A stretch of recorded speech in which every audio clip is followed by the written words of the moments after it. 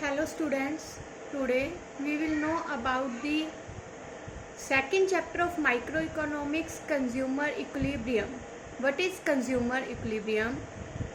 But before know about the consumer equilibrium, we have to understand some basic concepts which are related to this topic. And the first one is utility. What is utility? Then students, utility is the wants satisfying power of a commodity. It is the want satisfying power of a commodity. अगर किसी commodity के अंदर हमारी wants को satisfy करने की power है तो उस पावर को हम कहेंगे यूटिलिटी. फॉर एग्जांपल, एक साफ पानी का गिलास है जिसे मैं पी सकती हूँ, तो उसके अंदर यूटिलिटी है. एक पेन है मेरे पास जिससे कि मैं राइट कर सकती हूँ, तो इस पेन के अंदर यूटिलिटी है क्योंकि ये मेरी राइट करने की ज़रूरत को पूरा कर रहा है, मेरी राइट करने की वांट को सेटिस्फाई कर रहा है. बट अगर ये पेन खाली है तो इसके अंदर कोई यूटिलिटी नहीं है क्योंकि ये मेरे लिखने की ज़रूरत को पूरा नहीं कर सकता. तो यूटिलिटी क्या है?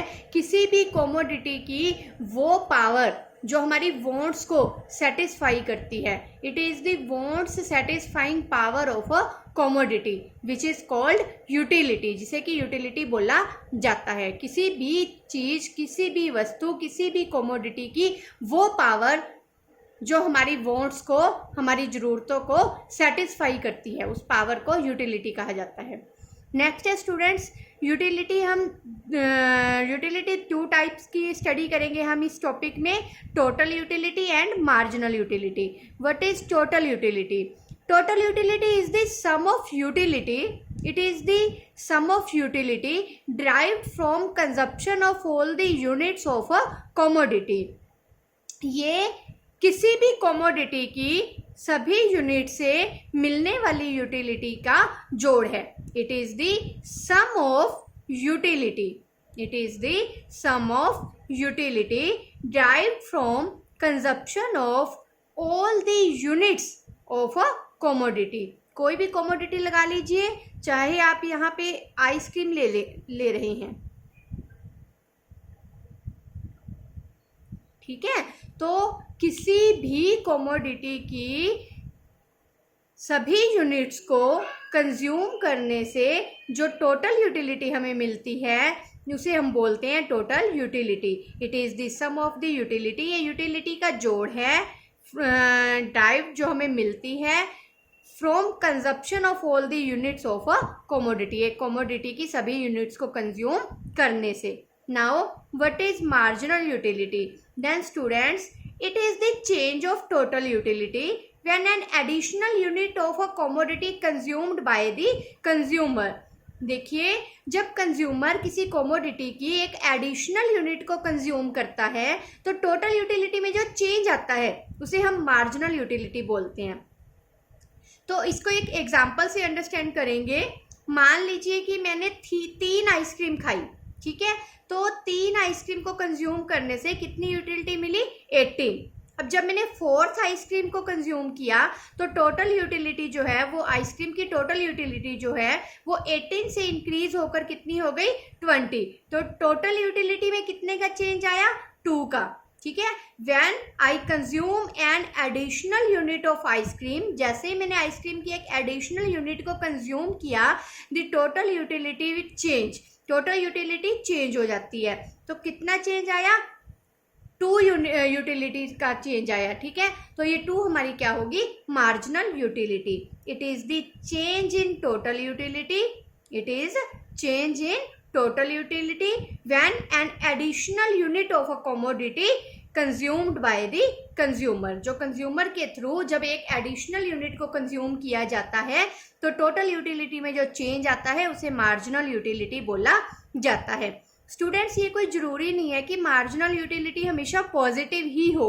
मार्जिनल यूटिलिटी नेगेटिव भी हो सकती है और मार्जिनल यूटिलिटी 0 भी हो सकती है.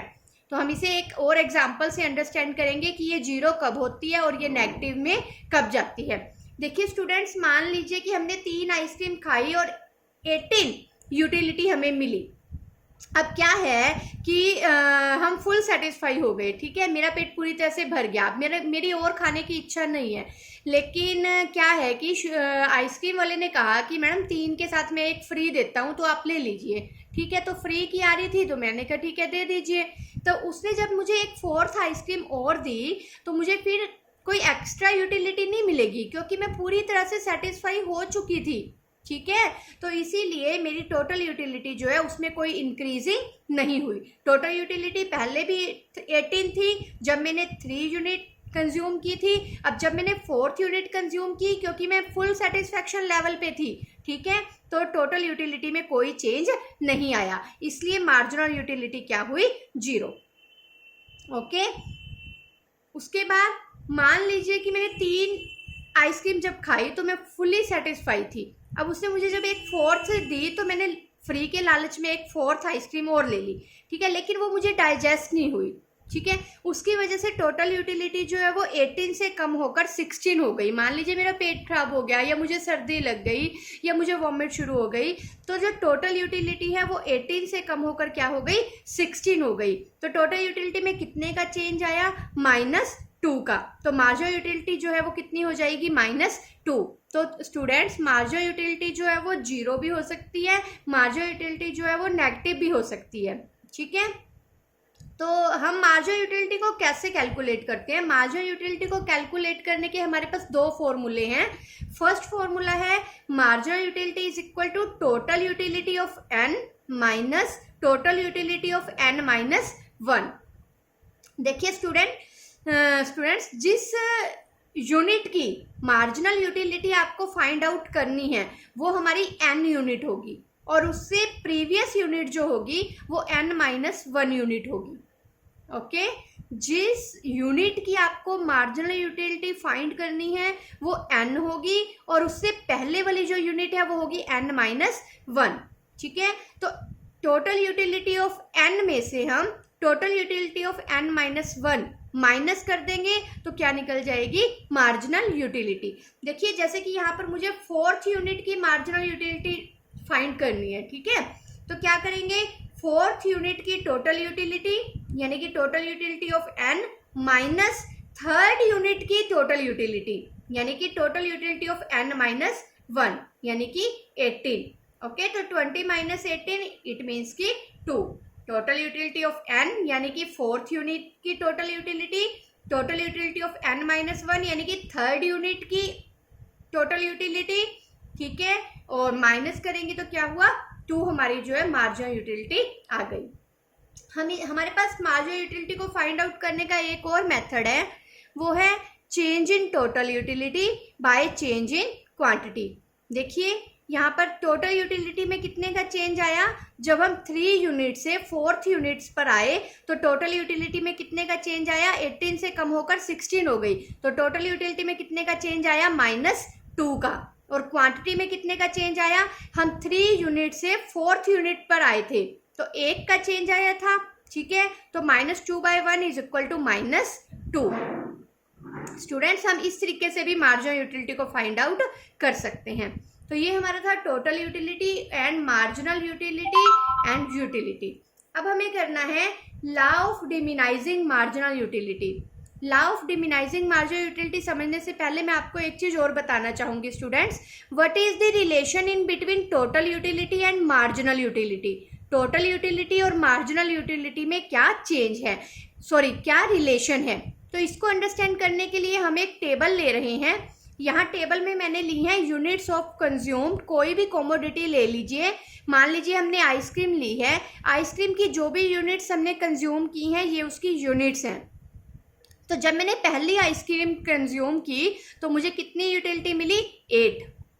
जब मैंने दूसरी आइसक्रीम कंज्यूम की तो टोटल यूटिलिटी इंक्रीज होकर कितनी हो गई, 14, ठीक है। टोटल कितनी हो गई, 14, यानी कि सेकंड से मुझे कितनी मिली, 6। तो 6 + 8 यानी कि 14। और जब मैंने 3 आइसक्रीम कंज्यूम की तो तीनों से टोटल कितनी मिली, 18। और जब मैंने 4 यूनिट्स कंज्यूम की तो चारों से टोटल कितनी मिली, 20। और जब मैंने 5th कंज्यूम की तो मैं फुल सेटिस्फाई हो चुकी थी, तो मेरी सेटिस्फैक्शन हाई मैक्सिमम लेवल पे थी। इसलिए जब मैंने 5th कंज्यूम की तो मुझे कोई एक्स्ट्रा यूटिलिटी नहीं मिली और मेरी टोटल यूटिलिटी जो है 5 आइसक्रीम के बाद भी कितनी रही, 20। ठीक है। उसके बाद जब मैंने 6th कंज्यूम की तो हो सकता है कि ये मेरे लिए ओवर हो गया और मैं डाइजेस्ट नहीं कर पाई, तो इसीलिए टोटल यूटिलिटी जो है वो डिक्रीज हो गई। तो 20 से डिक्रीज होकर ये कितनी हो गई, 18। तो स्टूडेंट्स ये है टोटल यूटिलिटी। उसके बाद देखिए मार्जिनल यूटिलिटी हमने कैसे निकाली, वही फॉर्मूला जो मैंने आपको पीछे बताया था कि हम कैसे निकाल लेंगे। सेकंड यूनिट की मार्जिनल यूटिलिटी निकालनी है तो सेकंड यूनिट की टोटल यूटिलिटी में से हम फर्स्ट यूनिट की टोटल यूटिलिटी माइनस कर देंगे। थर्ड की निकालनी है तो थर्ड की टोटल यूटिलिटी में से सेकंड की टोटल यूटिलिटी माइनस कर देंगे। फोर्थ की निकालनी है तो फोर्थ की टोटल यूटिलिटी में से थर्ड की टोटल यूटिलिटी माइनस कर देंगे। फिफ्थ की मार्जिनल यूटिलिटी निकालनी है तो फिफ्थ की टोटल यूटिलिटी में से हम फोर्थ यूनिट की टोटल यूटिलिटी क्या करेंगे, माइनस करेंगे। ठीक है, तो यही हमने किया। 14 - 8 6, 18 - 14 4, 20 - 18 2, 20 - 2 0, 18 - 20 -2। तो ये है हमारी मार्जिनल यूटिलिटी। अब स्टूडेंट्स हमने ये फाइंड आउट करना है कि टोटल यूटिलिटी और मार्जिनल यूटिलिटी में क्या रिलेशन है। तो हम देख रहे हैं कि जब तक टोटल यूटिलिटी इंक्रीज हो रही है 8 to 14, 14 to 18, 18 to 20, तब तक मार्जिनल यूटिलिटी क्या है, पॉजिटिव है। डिक्रीज हो रही है लेकिन क्या है, पॉजिटिव है। और 5th यूनिट पर हमने देखा कि जब टोटल यूटिलिटी मैक्सिमम है 20 तो मार्जिनल यूटिलिटी क्या है, 0। और 6th यूनिट पर हमने देखा कि जब टोटल यूटिलिटी डिक्रीज होनी शुरू हो जाती है तो मार्जिनल यूटिलिटी क्या हो जाती है, नेगेटिव। तो यही 3 रिलेशन है बेटा। फर्स्ट, जब टोटल यूटिलिटी इंक्रीज होगी तो मार्जिनल यूटिलिटी पॉजिटिव होगी। जब टोटल यूटिलिटी मैक्सिमम होगी तो मार्जिनल यूटिलिटी 0 होगी। जब टोटल यूटिलिटी डिक्रीज होगी तो मार्जिनल यूटिलिटी नेगेटिव होगी। We can understand it with the help of a diagram. देखिए स्टूडेंट्स, यहाँ OY पर मैंने टोटल यूटिलिटी ली है और OX पर मैंने यूनिट्स ऑफ आइसक्रीम ली है। ऐसे ही नीचे यूनिट्स ऑफ आइसक्रीम और OY पर मार्जिनल यूटिलिटी। तो स्टूडेंट्स ए पार्ट में, डायग्राम के ए पार्ट में हम क्या देख रहे हैं कि टोटल यूटिलिटी पहले इंक्रीज होती है, जैसे कि टेबल में हुई 8 से 14, 14 से 18, 18 से 20, फिर 20 रहती है, उसके बाद डिक्रीज होनी शुरू हो जाती है 18।